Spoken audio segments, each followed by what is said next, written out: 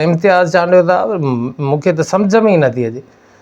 वरी चवे बि पाण थो त यार मां हिकिड़ो संजीदा गुफ़्तगू कई, संजीदा विलाग कई हिकिड़ी, माना उन खां पोइ माण्हू खणी भग भग कुझु बि कनि, तूं त सिधो थी न मोतबर।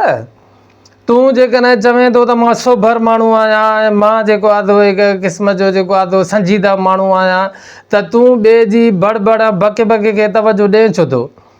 यार अफ़सोस जी ॻाल्हि आहे इम्तियाज़ चांडियो था, काॾों जो मसइलो काॾे तुंहिंजो जेकर मुड़ुसु माण्हू आहे तूं, त तुंहिंजो कमु आहे त तूं उन मसइले खे वरी वरी उनजी खोजना करे नयूं नयूं शयूं तूं उनजे मुतलिक़ बयानु कर, न की तूं जेको आहे तो कंहिंजे ज़ातियात ते अचु, कंहिंजा ज़ाती घरेलू मसइला जेको आहे तो बयानु कर, या उनजे पर्सनल लाइफ में तूं घिरी वञ, उन खां पोइ उनजे दोस्त अहबाबनि जे मुतलिक़ जेको आहे तो बड़बड़ कर।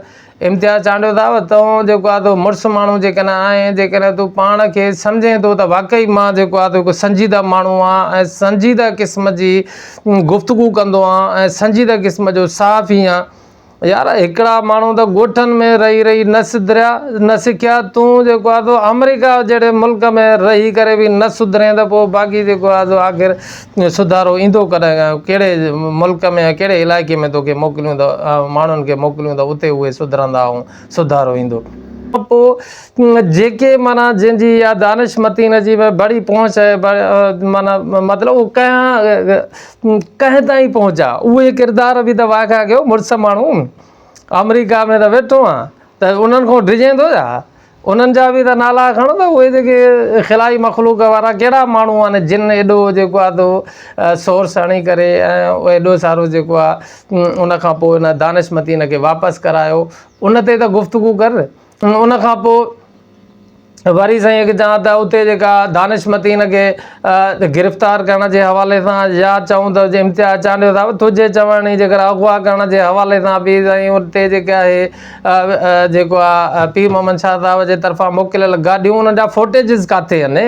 CCTV कैमराउनि जा, माना उहे बि त उहे कढो त सही, प्रूफ सां त का ॻाल्हि कयो। पोइ उनखे जेको आहे तो मुसलसल जेकॾहिं को हिकिड़ो उनजी सहाफ़त ऐं सहाफ़त जा रंग ऐं सहाफ़त जी संजीदगी उन मां असांखे ज़ाहिर थींदी आहे जॾहिं उन मसइले ऐं मैटर मुतालिक़ नवां जेको आहे इंकिशाफ़ कयो था। मां सम्झां थो पियो त जेका असांखे इन हवाले सां गुफ़्तगू करणु घुरिजे त उहा FIR जेका आहे दानिशमतीन ऐं फैसल मतीन जो छा मसइलो आहे पाण में? यार आहिनि त इहे ॿ ई न, ॿिन्ही जो मसइलो आहे इहो 31 करोड़ जो मसइलो आहे मसइलो छा ते? छा मसइलो आहे? उहे 31 करोड़ छाजा आहिनि? उन जो को उन्हनि धुरियुनि जो को मौक़ुफ़, धुरियुनि जी का ॻाल्हि, धुरियुनि जा को फ़ोटू, धुरियुनि जा को वीडियो कुझु बि कोन्हे को।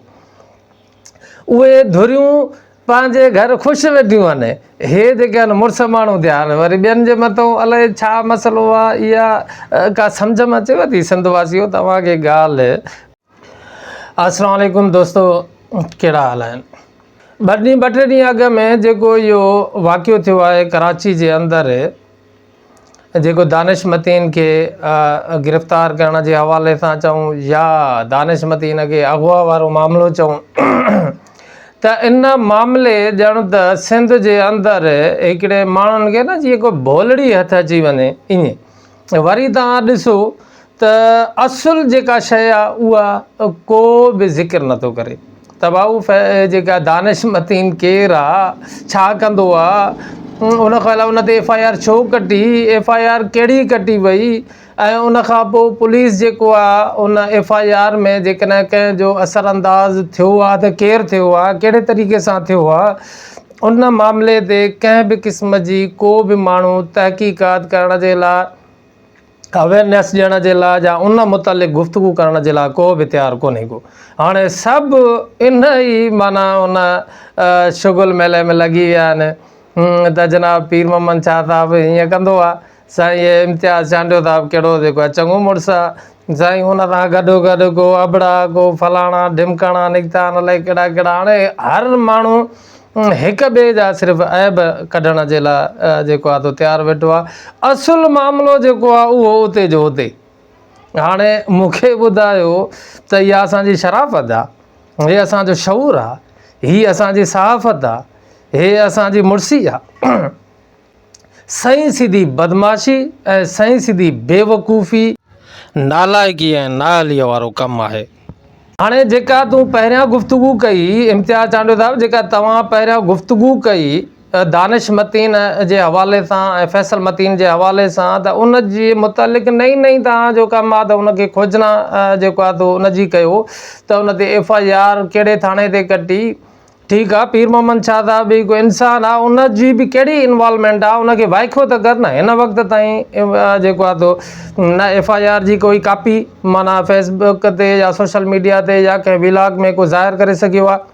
ऐं SSP हैदराबाद जे हवाले सां जेका एक्सप्लेनेशन निकिती आहे उहा बि आहे किथे, उहा बि छड़ी माना जेको आहे त भड़के में थी हले पई त माना हीअं थियो आहे हीअं थियो आहे हूअं थियो आहे, को सबूत सां को प्रूफ सां मुड़ुसु माण्हू का ॻाल्हि कंदो आहे त का ॻाल्हि वणंदी बि आहे। त फैसल जेको आहे तो ऐं दानिश मतीन इहे काॾे विया सॼे सारे इन सुनहरीअ में।